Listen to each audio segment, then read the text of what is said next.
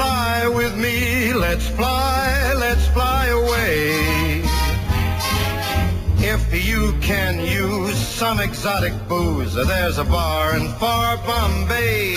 Welcome back to the most news in the morning. We all know by now that tomorrow is one of the busiest travel days of the year, and the weather could make or break anyone's Thanksgiving plans. Yeah, fingers crossed. Well, our Rob Marciano was invited inside Delta's Operational Nerve Center for a behind-the-scenes look at how all the moving parts come together to get you where you're going. And that's where he joins us live this morning, right near Atlanta's airport. So a mission control feeling in that room, huh, Rob? Very much so. You know, guys, you've sat on the tarmac, you've been in airplanes, you've been waiting for flights where something has gone wrong, and you wonder, you know, what's happening behind the scenes? Or is anybody out there helping? Well, indeed they are. The Operations Control Center of Delta Airlines, since the Delta Northwest merger, they had to make this even more grand and more complicated than it already was, so newly renovated. And for the first time today, a media outlet has been allowed to broadcast live from within here. So we all hope to at least unveil the mystery, the Wizard of Oz behind the curtain, so to speak, of what happens in the Nerve Center here, the Operations Control Center. So we took a tour last week. Take a look.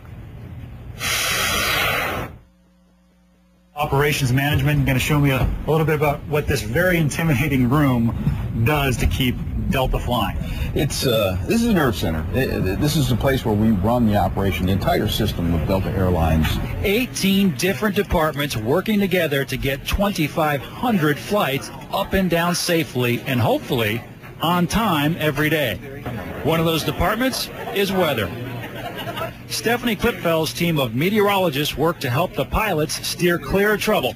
I mean, what's the most important part of your job? Is it what's going on at the upper levels for the flight, or what's going on at the lower levels for takeoff and landing? We have people who are looking at our airports, at our hub weather, helping plan the operation for bad weather that may be experienced there. And then the other half of the department is really monitoring for safety of the upper atmosphere, watching the airplanes en route.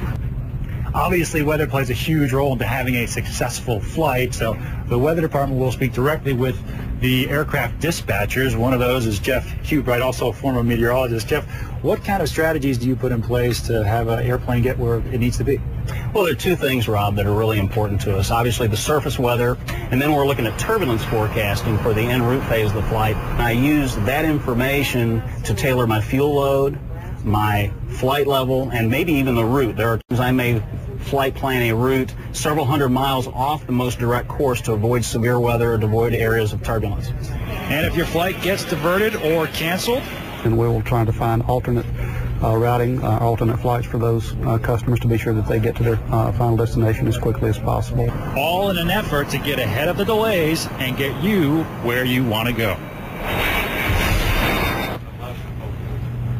And you are looking right now at one of the information screens, one of the many huge screens here in this very mission-like control feel, and that gives numbers that describe the Atlanta performance of whether flights are taking off and arriving on time. You're looking at the bridge, as they like to call it, a number of managers in here working together to make sure that the crews are working together, the equipment is working, and the people, more importantly, are getting to where they need to be, hopefully on time and certainly safely. So that's going to be the challenge as we go through the holiday season, and tomorrow the biggest day of the year.